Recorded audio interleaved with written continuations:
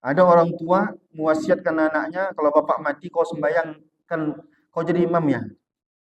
Tengok dulu, anak kita ini kok tak pernah sembahyang dia. Jangan disuruh dia jadi imam sholat kita. Dia tak sembahyang, dia pula jadi imam sholat kita. Jangan. Kecuali kita tengok bacaannya betul dan sholatnya boleh jadi imam. Ada orang sholat dia sah tapi tak sah jadi imam. Sembahyang asar nih misalkan. Jadi imam, mungkin Pak Sa'abu tak datang. Sembarang aja di sini bapak-bapaknya jadi imam. Baca Al-Fatihahnya mesti belepotan. Nggak sah sembahyang orang itu. Nah, gitu. Ulang alik sembahyang kita. Tengok, alhamdulillah ini. Tak betul ini. Ulang balik sembahyang kita. Nggak betul rupanya sembahyang. Nah, kita wasiatkan pula anak kita, kalau bapak mati kau jadi imamnya. Dia nak sembahyang. Cuma kita, dia tak sah sembahyangnya gara-gara baca Al-Fatihahnya nggak beres, nggak ngerti sembahyang. Bukan supaya imam di masjid itu suruh jadi imam sholat jenazah kita. Nah, itu dia. Cari yang afdol. Walaupun seafdol-afdolnya adalah siapa yang terdekat dengan jenazah itu secara kekerabatan tentu lebih afdol untuk menyolatkan, karena doanya pasti lebih khusyuk.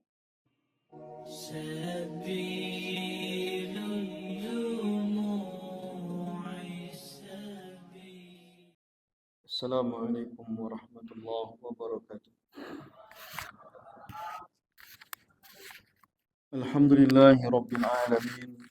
Allahumma salli ala sayyidina Muhammadin al-fatihi lima ughliqa wal khatimi lima sabaqa nasiril haqqi bil haqqi wal hadi ila siratikal mustaqim wa ala alihi haqqa qadrihi wa miqdarihil azim. Kita lanjutkan kembali pembacaan hadis-hadis ahkam terkait dengan syarah Fathul Alam yang disusun oleh Imam Syekh Zakaria Al-Ansari. Kita berada pada hadis yang 202. An Abi Hurairah radhiyallahu taala anhu, diriwayatkan oleh Abu Hurairah radhiyallahu taala anhu. Qala Nabi sallallahu alaihi wasallam, Nabi sallallahu alaihi wasallam bersabda, "Aksiru, perbanyaklah oleh kalian zikra hazimil lazzati, memperbanyak mengingat daripada hal yang dapat memutuskan kelezatan." Apa yang dimaksud dengan pemutus kelezatan dalam hadis ini? Yang dimaksud adalah yakni al-maut, yang dimaksud adalah kematian. Jadi Rasulullah menyuruh kita ada kesunahan untuk memperbanyak dalam keseharian kita mengingat bahwa ada hal yang dapat memutuskan semua nikmat yang kita miliki hari ini, makan, minum, kendaraan, pekerjaan, kebahagiaan rumah tangga dan lain-lain, itu terputus dengan satu hal, yaitu mati. Maka jika mati, maka semua yang hari ini menjadi nikmat dunia akan terputus. Kecuali syukur-syukur kita dapat nikmat akhirat. Dalam akidah kita Ahlus Sunnah wal Jamaah, kita meyakini ada azab dalam kubur dan meyakini pula ada nikmat di alam kubur.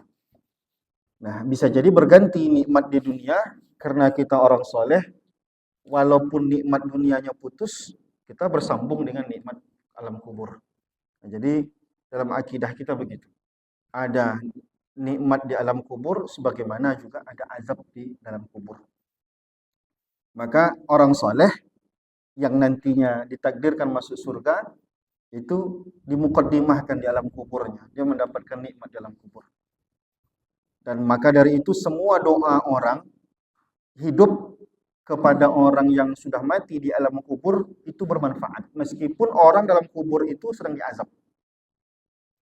Jadi kalau kita melewati sebuah perkuburan, kita mengucapkan assalamualaikum ya ahla diyar minal mu'minin. Bermanfaat untuk ahli kubur itu. Kalau dia sedang diazab, minimal dikurangi azabnya. Kalau dia sedang dapat nikmat, ditambahkan nikmatnya. Maka saya selalu menyarankan kepada jamaah, cari kuburan yang bakal banyak dikunjungi oleh orang atau dilewati oleh orang. Jangan cari kuburan eksklusif. Saya pernah membaca di Jakarta itu kuburan yang 1,5 miliar itu, San Diego. Apa namanya? San Diego ya. San Diego atau apa gitu namanya. Yang memang dia dibeli 1,5 miliar. Tapi eksklusif.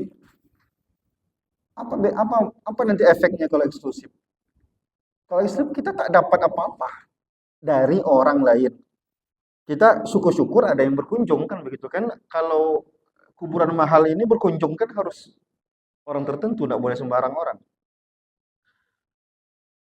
Kuburan Harapan Raya, lewat jembatan dikit sebelah kiri, berapa ribu orang lewat satu hari itu. Mungkin orang bolak-balik kerja pagi sore gitu ya. Sebanyak-banyak itu orang, setidaknya ada yang ngucapin Assalamualaikum. Assalamualaikum ya ahlad diyar minal mu'minin wa inna insyaallah bikum lalahiqun nas'alullah lana wa lakumul afiyah. Setiap kali mengucapkan Assalamualaikum, kita dapat kebaikan dalam kubur kita. Nah, kita. Ditambah lagi semua orang masuk kuburan itu disunnahkan membaca surah Al-Ikhlas sebanyak 11 kali, lalu dihadiahkan kepada ahli kubur. Maka kita ada di situ, dapat juga kita. Anak kita belum tentu mendoakan kita kan di rumah. Bisa jadi anak kita sembahyang aja enggak gitu. Nah, boro-boro dia doakan kita, dia aja tak berdoa untuk diri dia. Nah, maka selamatkan diri kita, wasiatkan kepada anak-anak, carikan bapak kuburan yang paling banyak akan dilewati atau dikunjungi oleh orang. Sebanyak-banyak itu orang bajingan yang masuk ke kuburan, 1-2 adalah ustaz. Ya, giliran dia ustaz atau dia orang yang suka ngaji, tentu dia ngucapin salam. Saya setiap kali lewat kuburan pasti ucapkan salam. Assalamualaikum. Nah, kita pengen juga nanti begitu. Jadi jangan cari kuburan eksklusif di belakang rumah, di kampung yang tak dikunjungi. Itu bunuh diri namanya. Kenapa? Ya, kecuali sanak kita masih banyak tinggal di situ. Mengharap orang setahun sekali datang pulang kampung, setahun sekali lah kita dapat kuburan itu, dapat manfaat dari salam orang. Tapi kalau kita kuburkan di pekuburan umum, insya Allah sebanyak-banyak itu orang adalah yang berdoa untuk kita. Nah, wasiatkan itu kepada anak-anak kita, karena anak kita bisa jadi tak paham, dikuburkannya kita di kuburan mahal, tapi kita terpencil tanpa ada doa untuk kita. Dia tak berdoa, dia sembahyang aja tidak. Dia untuk dianya dia tak berdoa, apalagi untuk kita. Maka hati-hati tengok gelagat anak kita itu. Ada orang tua mewasiatkan anaknya, kalau bapak mati kau sembahyang, kan kau jadi imam ya. Tengok dulu, anak kita ini kok tak pernah sembahyang dia. Jangan disuruh dia jadi imam sholat kita. Dia tak sembahyang, dia pula jadi imam sholat kita, jangan. Kecuali kita tengok bacaannya betul dan sholatnya boleh jadi imam. Ada orang sholat dia sah tapi tak sah jadi imam. Sembahyang asar nih misalkan, jadi imam mungkin Pak Sa'abu tak datang. Sembarangnya jadi sini, bapaknya jadi imam. Baca Al-Fatihahnya mesti belepotan. Enggak sah sembahyang orang itu. Nah, gitu. Ulang alik sembahyang kita. Tengok, alhamdulillah ini, tak betul ini. Ulang balik sembahyang kita. Enggak betul rupanya sembahyang. Nah, kita wasiatkan pula anak kita, kalau bapak mati kau jadi imamnya. Dia nak sembahyang. Cuma kita, dia tak sah sembahyangnya gara-gara baca Al-Fatihahnya enggak beres, enggak ngerti sembahyang. Pak imam di masjid itu suruh jadi imam sholat jenazah kita. Nah, itu dia. Cari yang afdol. Walaupun seafdol-afdolnya adalah siapa yang terdekat dengan jenazah itu secara kekerabatan tentu lebih afdol untuk menyolatkan, karena doanya pasti lebih khusyuk. Sebagaimana memandikan jenazah, seafdol-afdolnya adalah yang paling dekat hubungan kekerabatannya, karena pasti dia memandikan dengan cara yang lebih lembut, karena ini dia sayang segala macam. Beda anak memandikan ayahnya dengan orang lain memandikan ayahnya tadi. Kalau anaknya tentu dia takut ayahnya nanti tersakiti dan lain-lain. Nah, itu hadis yang pertama yang kita baca. Hadis kedua. Wa an Anas radhiyallahu taala anhu, diriwayatkan oleh Anas bin Malik radhiyallahu taala anhu. Qala Nabi sallallahu alaihi wasallam, Nabi sallallahu alaihi wasallam bersabda, la yatamayyanna ahadukumul maut. Tidak boleh meminta mati. Minta mati yang seperti apa yang tak boleh? Nanti ada pengecualian. Imam Bukhari meminta meninggal dunia. Dia minta kalau ya Allah, Allahumma akbitni, ya Allah cabut aja nyawaku. Karena fitnah yang luar biasa yang dihadapinya, udah berkaitan dengan agama dan segala macam. Jadi Imam Bukhari minta, ya Allah cabut nyawaku, malamnya dicabut oleh Allah nyawanya. Imam Bukhari. Maka ada pengecualian. Ini kalau normal keadaannya, nah, lidurrin nazala bihi. Tidak boleh meminta mati kalau alasannya tidak sanggup menahan cobaan. Kecuali cobaan agama. Ini beda, nanti kita bedakan. Mana cobaan fisik, cobaan harta, dan cobaan agama. Kalau ada orang sudah bahaya agamanya, membahayakan agama, dia minta ke Allah. Ya Allah, Allah maafkan. Dah cukup ya Allah, cabut aja. Tapi kalau cuma masalah ekonomi, kalau masalah penyakit, ini tak boleh minta mati. Haram hukumnya. Karena bagaimanapun dalam kacamata orang Islam, sakit itu tetap ada manfaatnya, yaitu menggugurkan dosa. Maka kalau orang barat punya dulu ya, kalau sekarang wallahu alam punya apa namanya euthanasia. Euthanasia itu membunuh dengan kasih sayang. Kalau ada orang memang prajurit-prajurit perang yang dulu mungkin udah sekarat, tak mungkin lagi selamat dan hanya membuat dia tersiksa dengan sakitnya, tak diharapkan sembuhnya, itu suntik mati. Euthanasia, bahasa Arabnya qatlur rahmah, membunuh dengan kasih sayang. Islam tak membolehkan. Walaupun orang udah 7 tahun dia sakit parah, maka tetap dia dianggap ada baik untuk dia. Apa itu baiknya? Bisa jadi Allah pengen dia tak berdosa saat dia mati. Maka dihapuskan dulu dosanya sebelum dia kena, kata Rasulullah, bahkan duri pun menusuk kaki orang dan dia bersabar dengan rasa sakit itu, maka dia dapat pahala dan terampuni dosanya. Jadi tidak boleh mengharap mati kalau hanya ada musibah, sakit, ataupun nanti ditinggal istri, ataupun nanti difitnah orang, tapi hanya fitnah dunia, tak boleh. Fa'inkana, tapi ada pengecualian. Fa'inkana la mudda mutamannian, kalaupun harus, dah tak tahan lagi. Dah tak tahan lagi fitnah orang, seluruh kemana pergi dapat fitnah, dapat dosa, berkelahi kemana pergi, bertubi-tubi penyakit tak bisa disembuhkan lagi, rasanya udah nggak kuat, udah bersabar, rasanya nggak kuat. Maka Rasulullah mengajarkan sebuah doa. Bapak boleh hafal doanya, tahun itu udah nggak kuat lagi. Apa doanya? Allahumma, ya Allah, ahyini, biarkan aku tetap hidup. Maka natil hayatu khairali, kalau memang tetap hidup baik untukku ya Allah. Tetap kita serahkan ke Allah. Wa tawaffani, dan matikan aku, wafatkan aku, iza kanatil wafatu khairali, kalau memang meninggal saat ini baik untukku ya Allah. Hadis ini ada dalam Sahih Bukhari, ada dalam Sahih Muslim. Jadi tetap diajarkan caranya. Dari doa tadi itu tergambar oleh kita, tetap kita tidak memutuskan. Tetap yang kita memutuskannya adalah tetap Tuhan, tetap Allah. Allah yang tahu, tetap lanjut atau udah cukup gitu. Kita cuma bilang ke Allah, ya Allah, kalau memang lanjut ini memang bagus, apa bagusnya? Kan gitu, orang sakit kok ada bagusnya. Bisa jadi dosa kita belum habis. Bisa jadi dengan cara seperti itu kita nanti di akhirat tidak lagi menanggung kesalahan kita. Bagus kan? Nah, tapi kalau seandainya memang tak bagus, apa bukti tak bagusnya? Kita sholat udah kesulitan. Kita beribadah udah kesulitan. Mungkin dosa kita udah habis, tapi kita ibadah pun udah kesulitan. Sehingga kita menjalankan ibadah itu sangat sulit. Ya udah, doa seperti tadi. Kalau Bapak belum hafal, nanti kalau udah agak lain rasanya, WA saya. Udah agak lain nih. Doa kemarin kirimkan dulu. Saya kirimkan nanti. Cukup. Ada yang diskusi 2 hadis tadi. Kalau ada persilakan, kalau tak ada ya. Ya, kita cukupkan sampai sekian. Kita tak tahu nanti di akhir hidup kita apakah kita memang lama sakit, berakhir dengan menderita ataupun tidak. Wallahu a'lam bishawab. Ustaz dulu habis itu Bapak ya. Bapak. Oh ya. Baik.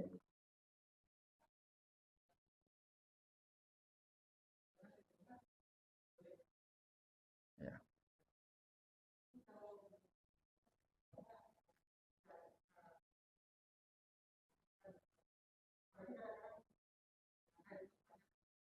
Baik. Baik.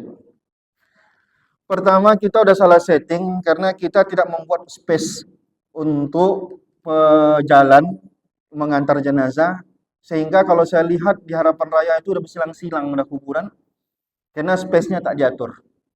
Maka saya selalu menghimbau siapa yang punya tanah dan pengen tanahnya itu diwakafkan berpahala sampai akhir hayat, sampai kiamat insya Allah tak diganggu orang kalau bapak berwakaf tanah untuk kuburan. Gak ada orang preman berani mengganggunya itu. Kenapa? Karena kuburan kita rata-rata di tengah kota udah sempit. Itu letak kesalahannya. Tetap yang Bapak ceritakan itu hadis Nabi. Nabi melarang mendudukkan kuburan. Kenapa? Karena ini cari alasannya. Alasannya adalah seorang mati dengan orang hidup itu dimuliakan dengan cara yang sama. Bagaimana kita muliakan orang hidup, seperti itu kita muliakan orang mati. Nabi lagi duduk lewat jenazah, Nabi berdiri untuk menghormatinya. Kata orang itu orang kafir, bukan orang Islam ya Rasulullah. Kata Nabi, bukankah dia dulu adalah manusia? Sebagaimana kita kafir, tak kafir, tetap kita hormati dia sebagai manusia, maka udah mati pun Nabi menghormatinya. Maka haram hukumnya mematahkan tulang jenazah. Kita mandikan mayat nih, mungkin bengkok tangannya, biar lurus kita patahkan, kelepas. Kan udah mati, tidak apa-apa. Haram hukumnya tetap. Bagaimana kita menghormati orang hidup, seperti itu kita menghormati orang sudah mati. Bapak mau didudukkan orang kepala kita, kan tak mau. Jangan kepala kaki kita didudukkan orang, kita tidak mau. Seperti itu kita menghormati orang, ada jenazah di bawahnya itu. Ada, cuman di tempat kita terhukumi oleh keadaan, memikul jenazah terpaksa memijak. Kenapa? Karena takkan sampai ke depan itu kalau tak dipijak kuburannya, karena sempit yang luar biasa. Maka mestinya dari awal diatur, ada space-nya dan segala macam. Kalau udah penuh dia ya, yang lama dibongkar. Karena jenazah itu kalau asalkan udah nampaknya udah tinggal tulang belulang, ya udah timbun aja, tambahkan aja lagi. Tunggal tulangnya disingkirkan, masukkan jenazah yang baru, kan tak masalah.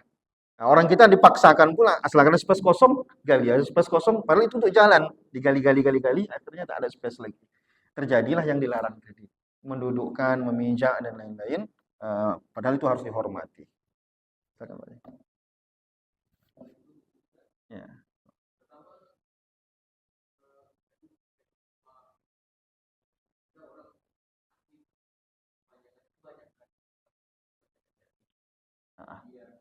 Sakaratul maut ceritanya. Ya.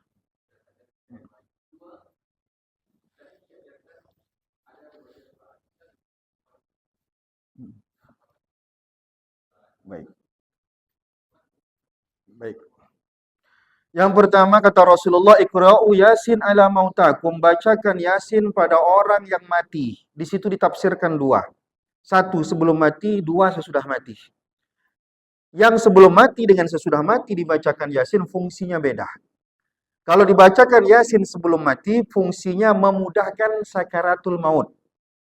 Makanya orang kita membacakan Yasin pada orang yang sakaratul maut. Kalau dia memang sakit parah, mungkin dia susah dengan keadaannya tadi itu, karena orang puncak kesakitan itu ada di sakaratul maut. Maka dengan bacaan Yasin orang yang datang, memudahkan orang, matinya dimudahkan, ruhnya dipermudahkan. Ada 3 amalan. Orang yang mendampingi seorang sakaratul maut, lakukan 3 hal, biar mudah matinya orang. Bacakan Yasin, kalau masih belum mati juga dia, tambahkan lagi surat Ar-Ra'd. Dan yang ketiga, kata ulama, Nabi dulu ketika Nabi itu menjelang meninggal dunia minta disikatkan giginya. Disikatkan giginya sama Sayyidah Aisyah, hadis yang populer. Nah, Nabi minta lalu Sayyidah Aisyah menggigit-gigit ujung kayu siwak itu lalu disikatkan gigi Nabi. Kata ulama di antara fungsinya adalah memudahkan keluarnya ruh dari badan. Nah, jadi yang Bapak ceritakan tadi itu Yasin. Memang Yasin ini yang paling populer. Untuk sebenarnya fungsinya adalah kita meniatkan seperti yang Bapak katakan tadi. Jika memang umurnya panjang, jadikanlah itu menjadi wasilah, dipercepat rasa sakitnya, lalu kemudian dia sembuh. Kalau memang sudah sampai saatnya, dimintakan itu sebagai wasilah, Allah mempermudah tercabutnya ruh. Jika ada gangguan-gangguan jin, setan, dan segala macam, maka mudah-mudahan dengan bacaan Yasin tadi itu dapat menolak, sehingga dia termudahkan matinya. Nah, jadi itu ada dalilnya Pak, baca Yasin itu. Maka kita jangan mati eksklusif. Kuburan jangan eksklusif, mati pun jangan eksklusif. Saya menemukan beberapa orang mati eksklusif. Ya kalau di ICU oke lah, kita kan nggak bisa menolak.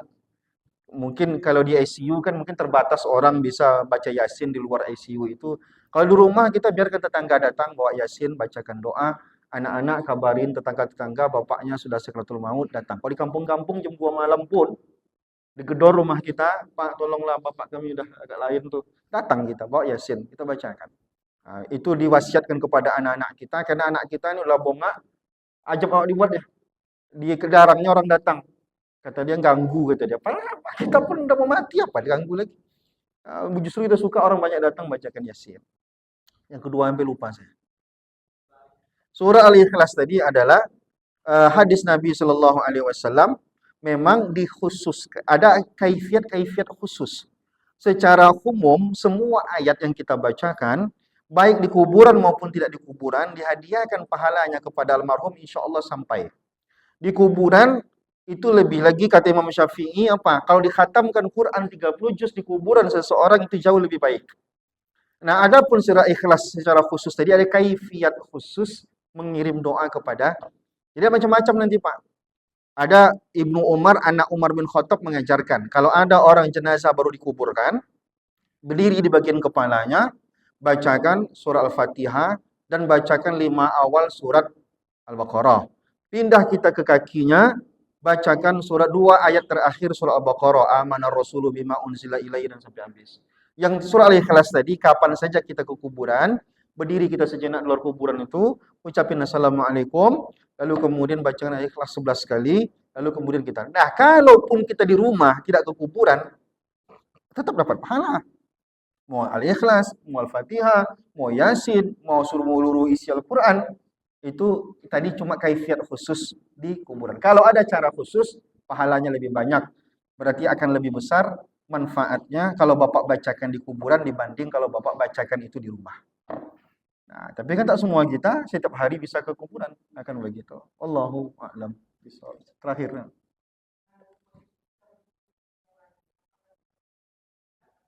Ini yang saya sebutkan tadi khusus baru dikuburkan.